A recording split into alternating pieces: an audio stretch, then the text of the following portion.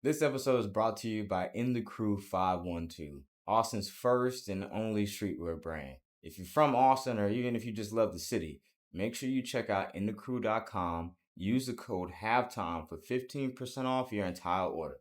Now, enough of me talking. Enjoy the show.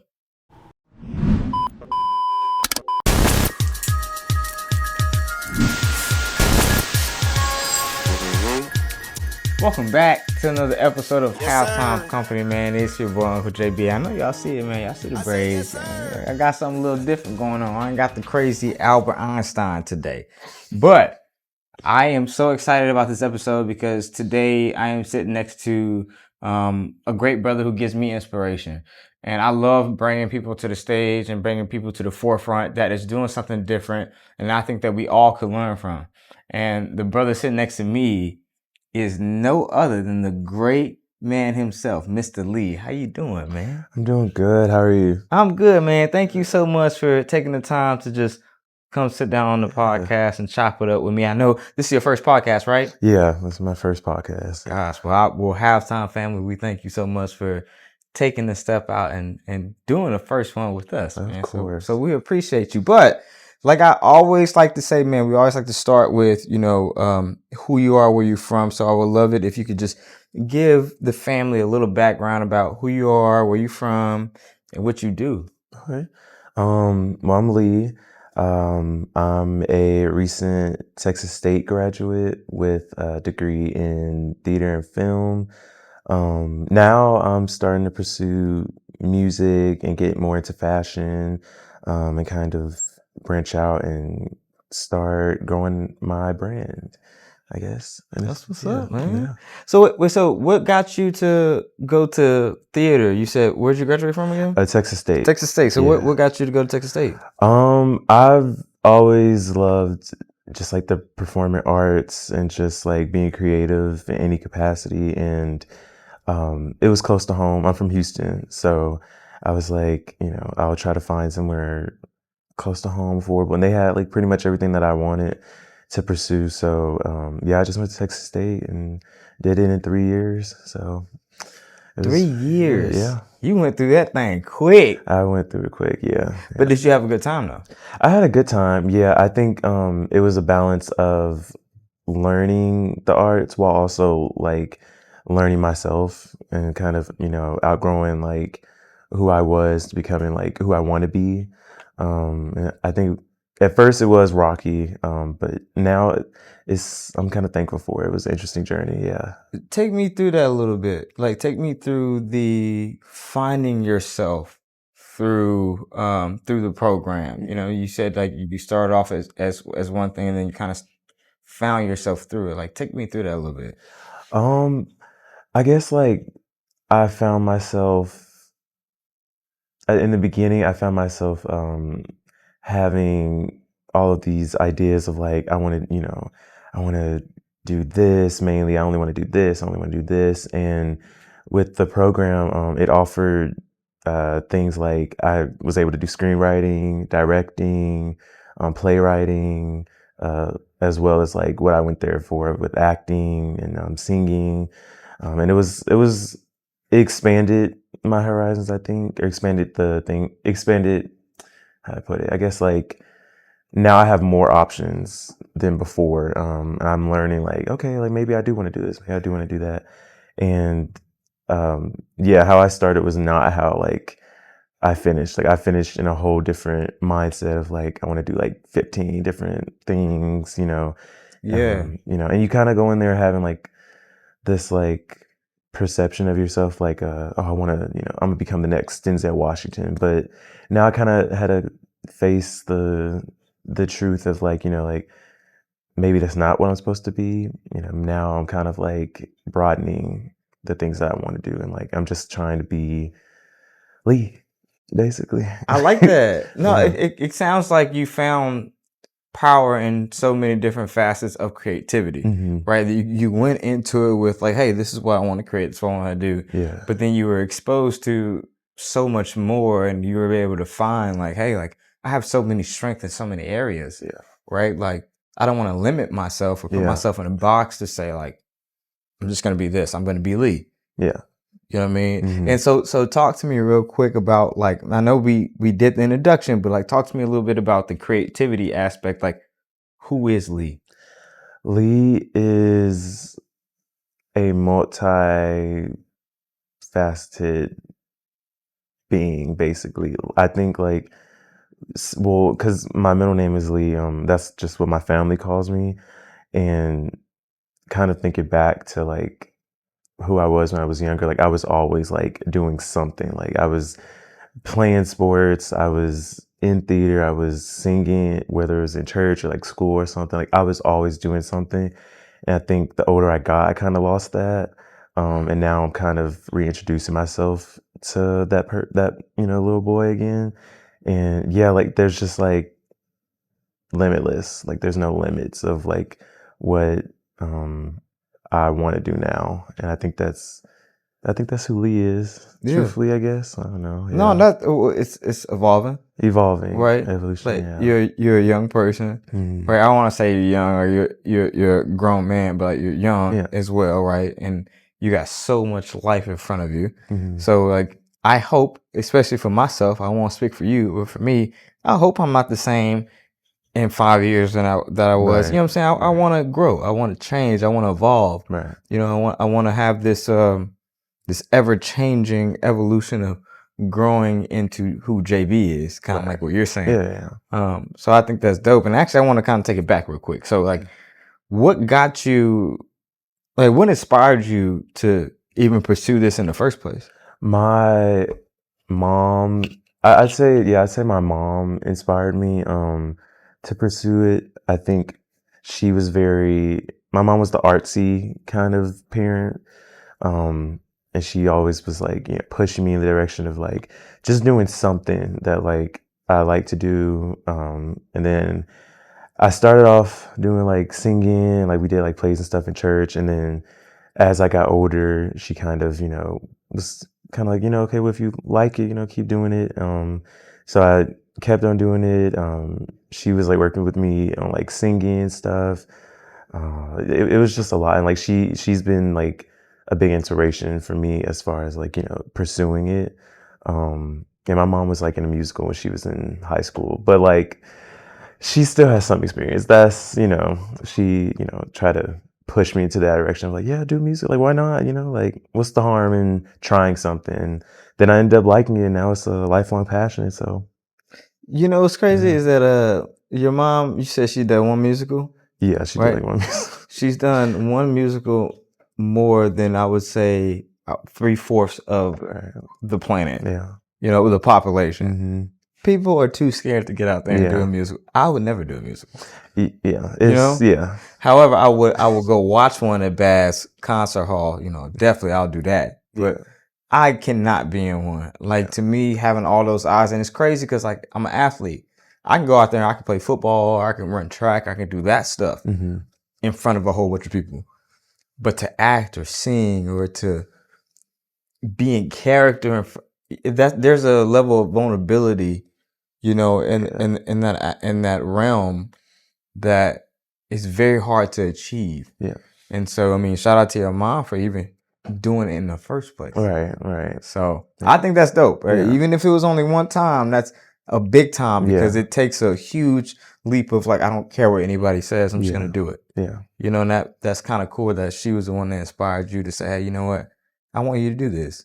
So how many musicals have you been in? I've been in a lot. I did mostly in high school. Okay. I can't even. I don't know. I can't even count. Maybe about like 7, 8, something like that. But like I did get to a point where I was like, it was like tiring because like all the rehearsals and all that. But it still was something that I love to do, and so now I kind of pivoted where as I'm not doing musicals as much anymore, but now I'm kind of getting into music. Okay. Doing that. So yeah, tell me a little bit about that. What's your style? What kind of music Yeah. you trying to make? I kind of want to just experiment. R&B and like, soul and like hip hop, those are like, that's home, but I kind of want to experiment and kind of genre bend or like do like some like alternative stuff, indie, like rock. I would just love to do like that kind of stuff and kind of really push my like talents, because Okay. I don't know, I think like doing R&B, like that's a given. Like that's just like something that I've grown up listening to. So it's like that wouldn't be challenging, and I like a challenge, so I want to keep broadening, broadening myself and kind of experimenting. So you're gonna try to, just correct me if I'm wrong, right? I'm not putting words in your mouth. You're gonna try to bridge like the fashion and the music And together. the music together, yeah. Yeah. Okay. That's awesome. Yeah. Because I see you, man. Like you fashioned out, right? Like you see me, like I'm just in a Nike shirt with some Adidas pants and it don't match, right? But my man over here, styling out. So a question, like I think a lot of our people gonna ask, because somebody told me one time, and shout out to Dre.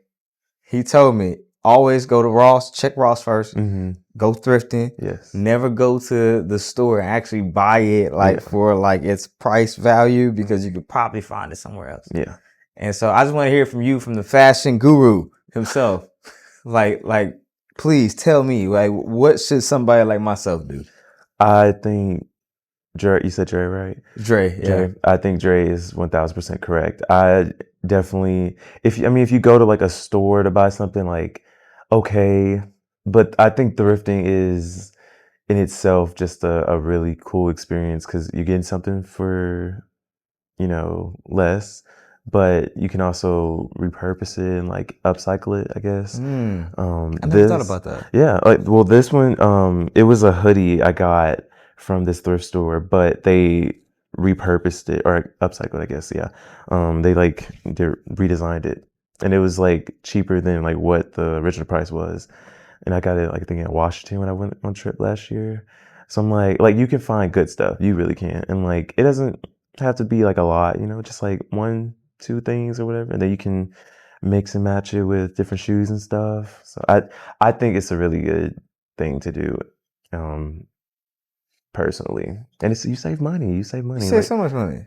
Why not? And that's kind of essential. You said they were upscale or whatever, but like, so that's a one-of-one piece. This is one-of-one piece. Yeah. Nobody else is gonna have that. Nobody else gonna have it. And it's in orange. It's one of my favorite colors too. Yeah. And you got that at a thrift store. Yeah. I think the thing about thrifting for me, I think it's just like it could take so long, right? Now I guess I'm not a shopper, so like I just want to see it, take it, and go. But that's just sales, right? They're gonna put the best thing up there, but like, oh, I like that. Like when you walk into like Finish Line or Champs or something like that, right? Like Foot Locker, they gonna put their best shoes up front. You're like, oh, I like that, cool. But it's hard for me to go through, especially when it comes to thrifting, because everything's so different. Yeah. Piece by piece by piece. So you have to have a level of patience. Yeah. That I hope that I can achieve one day, but I don't know. I like to go and I like to just like have my headphones on and just listen to music and thrift, because I like being alone, because nobody's rushing me, and I can kind of just like, look through different things. And I use Pinterest too. That is one of my favorite apps. Pinterest. It's quiet. Don't nobody do anything. You just go in there, you just look at different inspirations, and like I'll see like 3 different outfits and I'll be like, I want to blend it, kind of like, try something. It's just really good for like experimenting personally. I like it. But yeah, you do have to have patience in it, but it's kind of like, just like find it, because when you find something that you really like, it's gonna be, you're gonna hold it dear to your heart, So I think like it's worth it. I think so. As somebody that lives here in Austin, yeah, we're really in between Austin, San Marcos, San Antonio. Are there any places that you like to go to, as far as thrifting, for anybody that lives here in Austin? I'd say, what is it called? Oh my, I forgot what it's called. Oh my God. I forgot what it's called, but it's like a market, and they have it on Sundays, and it's from 12 to 6, and it's like it's outdoor market, and it's like all these vendors, and they all have like different stuff. And I go there maybe like, I try to go once a month, maybe twice a month. I know what you're talking about. It's in Austin. It's now like in downtown Austin. I forgot what it's They have called. like that one food truck right there, right? Yeah, they have. It's like some food trucks. It's like in front of like a thrift store, and Yeah, it's like yeah, outdoor. I don't know what it's called, but I go there. Goodwill. Goodwill. I don't care what people say about Goodwill. Goodwill has some good stuff. yeah. They have some good stuff. I found a They Halloween do. costume there, like What easily. What was your Halloween costume? One of them, I was Clark Kent, and I was like, I just need basic, like, dress pants, dress shirt, like just And they something had like it there. they had it there. And then I went to I went to like this other. Oh, I went to another Goodwill, and got the Superman shirt, all $120, and it's worth it. Next Halloween, 2026, go to Goodwill and get your Halloween costume. Yes. $120? Mm-hmm. $120. That's legit. All right. So all right, so let me ask you this then. Okay. So what's an aspiration, or what is something that you want to be able to achieve here soon? Like I know you're starting your journey within this, right? So obviously here at halftime we're all going to encourage and continue to encourage and support Lee, but what is something that you're noticing with starting it, with lifting it off the ground, that you could kind of share with everybody? I think I'm noticing you can have a lot of motivation, or you can have a lot of, like ideas and things that you want to do, but it also is, you can push motivation, you can push creativity, but it is also sometimes things like mental health can like get in the way and like pull you back from it. And I think for me, I've experienced that years doing this, and now branch off to music. Like it is some days where I'm like, okay, like I want to do this, I want to do this. Like I have this idea, like I'm gonna, go to the studio and do this. But then I pull myself back like the next day, and I'm like, I don't know. And I think as hard as it is, and as cliche as like this answer is, but like you do just have to just keep it pushing, even if it's, bad, if it isn't all the way together. Like you just have to do it, And I'm sure you same thing. Like you've experienced that too, of like just putting it out there, like because if you don't have anything, you can't like say that you're doing something, and like Right. I think that's what I'm having to get over, the fear of it, like my music not sounding good, or like it sounding weird. I'm like, but that's the fun part of it. Like I'm experimenting. That's why it will, be good. And I think like as long as I'm happy with it, whether it's music, fashion, theater, film, whatever, that's all that matters. And it'll find its people. Anything you do, it'll find people, and people start, tuning in more and all that. And I think, yeah, just getting over that barrier, and kind of working on your mental health, and kind of bettering yourself, and kind of saying, hey, I might not be perfect, but like at least I'm trying. 'Cause Yeah. that's the goal in itself. 10 years down the line, like whatever I achieve is because on day one I told myself I'm gonna try, I'm gonna push myself, I'm gonna do it. And yeah, I think we have to have more grace in ourselves, because it is hard. It's hard out here. Like, nothing happens overnight. So you have to tell yourself, it's gonna be okay in the long run. It's gonna be okay. And you can do anything you want. You know what I mean? Like there's no limit to anything. Tell yourself that, and tell other people that too. Yeah. You know what I mean? Because that goes a long way. It does. When you hear somebody else that believes in you. Yeah. And I kind of like what you said. I mean, you were alluding to it, right? Mental health. Especially in the Black community, right? Yes. We feel, and I say we, but I always gotta trace it back. Everybody here at halftime knows. I will always point at myself first. I did not want any help at all. I was too strong. I didn't need no help. I'm a man. Yeah. Figure it out on my own. But speaking to somebody, having a therapist, having somebody walk me through a lot of the things that I had in my head that I just couldn't really get to the root of, was one of the best things I've ever done in my life. And it sounds like mental health is a big thing for you too. Yes. Yeah. Yeah. I suffer from anxiety, which like you wouldn't I get, well, I mean, I wouldn't think, but like doing the stuff that I do, you would think that that wouldn't even be like a question, but it is scary because it just, there's just, days where you just battle with perception. And I think I started doing, or I got into therapy this year, like officially. And it's just been helping me ever since. And reading different books too, The Artist Way. Dochi read that book, and so I got inspired by that. And I was doing both of the things. And this year just really kind of opened my eyes. And maybe it is because my frontal lobe is developing, but like also like it, I just felt very like, motivated. I was like, I can do this. Like I had to push past it, and like same like you working with therapists and kind of knowing that there is possibility, there is no limit, there is a, a definitive end goal, and like it will be achieved regardless of what, I go through, regardless of the setbacks, it will, I will overcome it. So that's just what I'm having to continue working through, and it's not like I'll do therapy for like, 3 months and it'll be poof gone, you'll always work through that. But I think I'm accepting that, and that's what's kind of making the journey better, into doing what I want to do. And I think that's the thing, right? Like, Satan's never gonna stop like throwing obstacles in front of you. But God's grace is also never gonna stop to help you get over it, right? Yeah.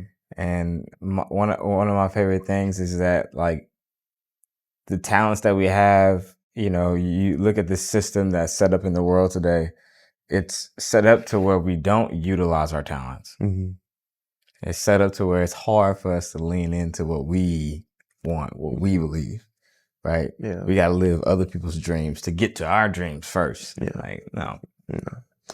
I can live my dream first. Exactly. And it might be hard at first, but I'd much rather be hard first and I get to my dream than to live this life and then it'd be hard to live my dream later. Exactly. So I encourage you to continue to, trust that God put the right talents in the right person, and God's gonna see it through, that you are exactly who you in your heart desire to be, and He's gonna align His heart with yours, right? But like at the end of the day, He's gonna make sure that you're on top with what you want.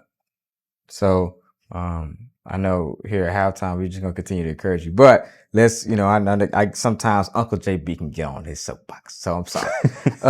But I did want to ask you this as well, man. Like as far as like music wise, right? Do you have like any ambitions? Are you trying to drop like singles? Are you trying to drop like an album? Like what? Like, or is it more like you want to drop like, visual type of like what would you call it? Like I used to love like Chris Brown when he would do like some of his music videos, or like Michael Jackson, like his music videos, right? Like they tell like a lot of stories, and there's a little theme or theatrical stuff within it, right? Are you trying to do more of that, or like what's your ambition or goal? I know you kind of talked about the type of music, but like how do you want to portray it? I definitely want to do that. I'm a big big on visual art. I want to do like storytelling kind of.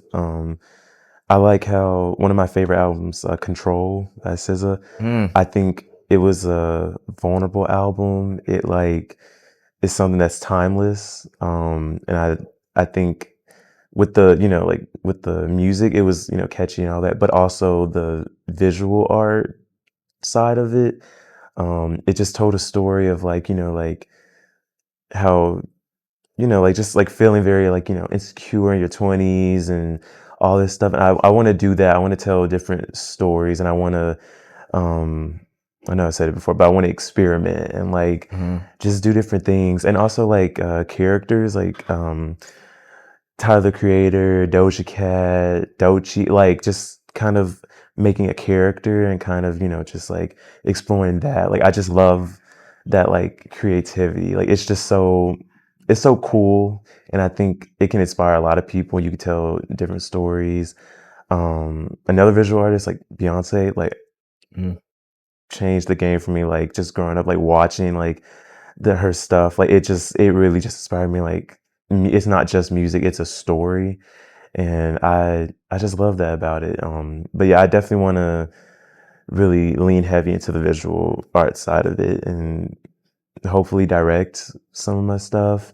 Okay. I do want to drop singles. I'm aiming for it. If not by the end of this year, then start off fresh next year. And I would like to make an album at some point and go on tour, do different things like that.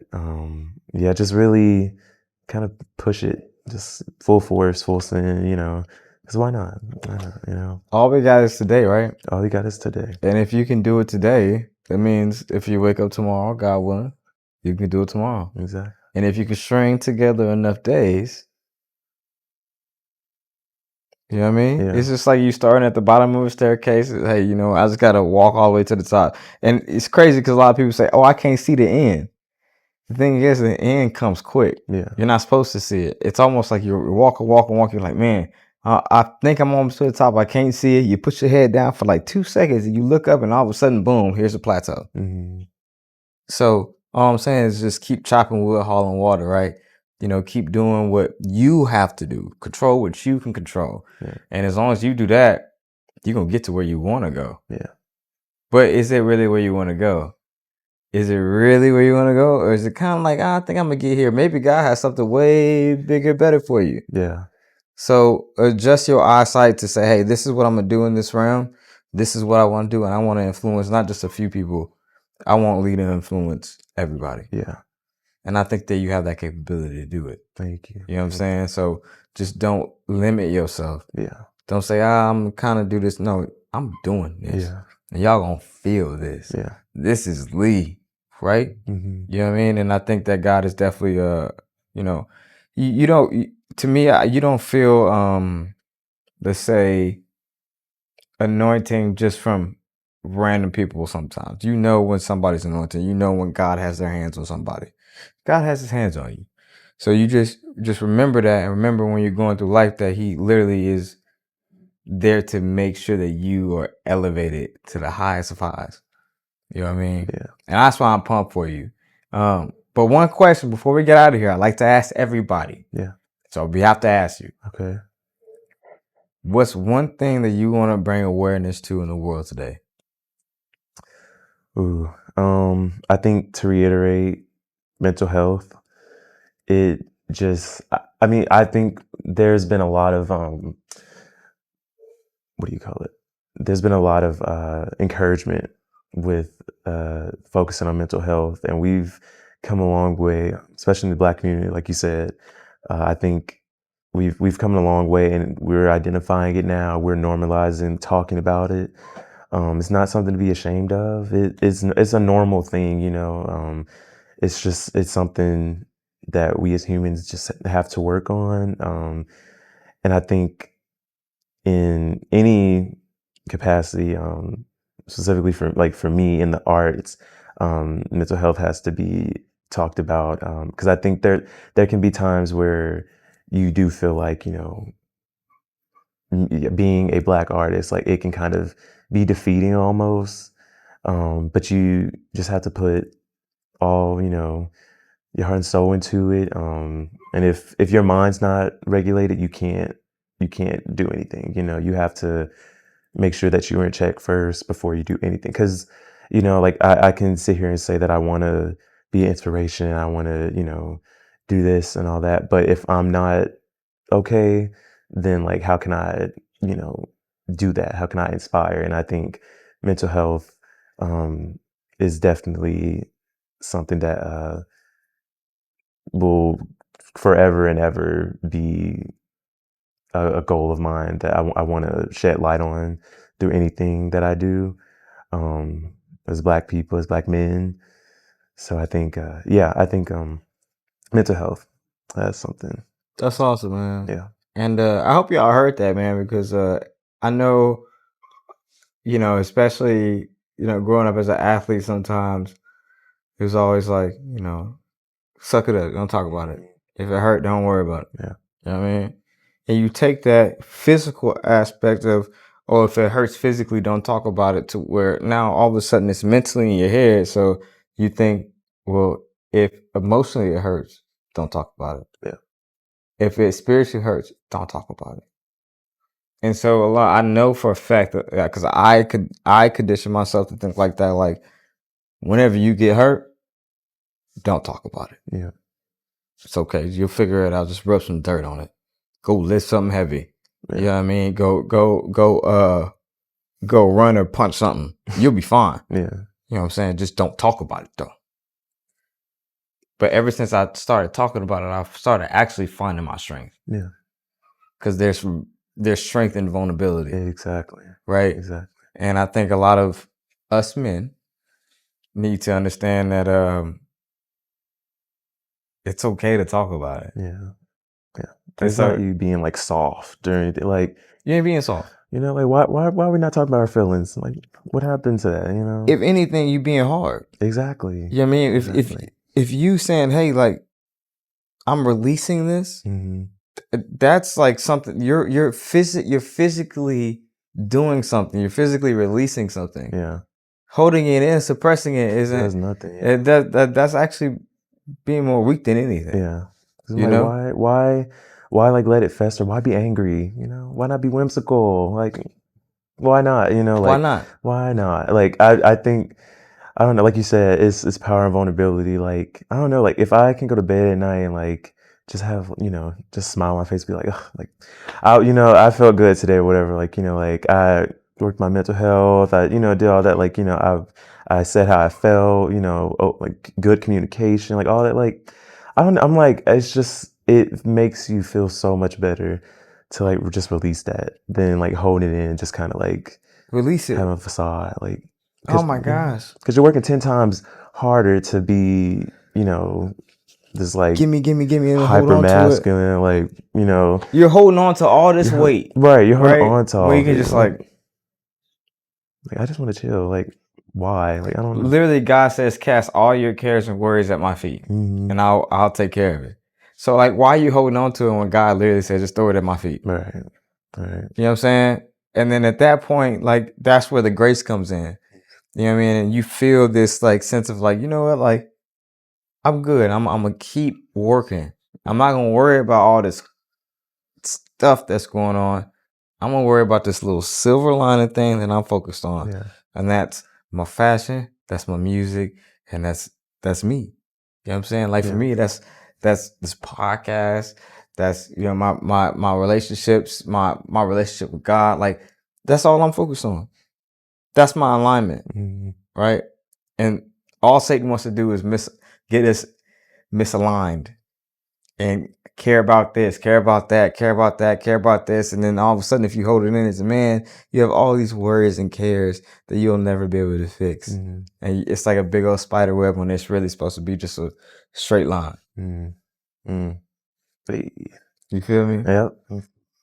So I'm just so happy that, bro, I mean, you're so much younger than, I say that, but like, I'm 32, right? But like, you are younger than I am, but your mindset is, at your age, is so much more advanced than where I was at your age.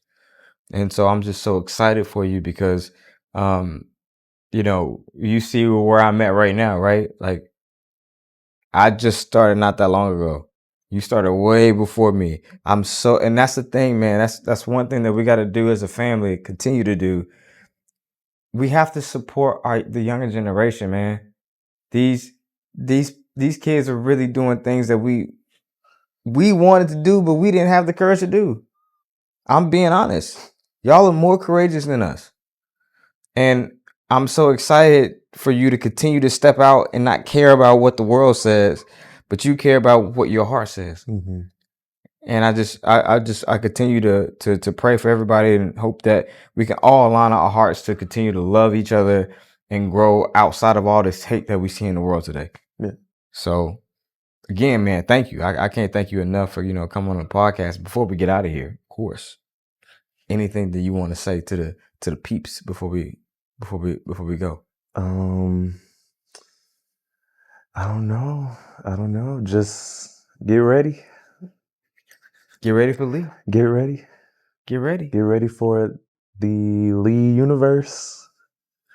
Oh, I like, because you said something to me one time about how your creativity is like a universe, right? Like you know what I'm saying? You have like this whole like I don't want to put words in. But how did you explain that? Yeah, no, yeah. I just said like I want to make a universe. I want to do a bunch of things, and I think to kind of put a title on it. I want to make a universe. I want to make music that can go into a film, and then I want to do everything. I want to do a lot, and I think it's not just a straight line kind of thing. It's like different things, that all encompass who I am, encompass Lee. So yeah, I want to make a universe. Hey, Universal Lee coming soon. Just like Universal Studios in a way, but Universal Lee. You know what I'm saying? We're gonna have Universal Lee. You know what I'm saying? That's dope. A whole building, Universal Lee, and you're gonna walk in there. You're gonna have a whole studio. You're gonna have a whole stage. Like you're gonna have merch. Like I don't know. You just never know what's gonna happen when Universal Lee. But with that said, man, thank you so much again, man, for coming on the podcast. Halftime Family. We're gonna put everything, all his socials on here for you. Please give him a follow and understand that this is a brother right here in Austin. So you can reach out to him. Y'all can tap in. Y'all can link in with my man. And I'm telling y'all gonna definitely be not only impressed, but thankful that you did, because he's somebody that is gonna elevate anything that you do from fashion and music wise. So with that said, we out.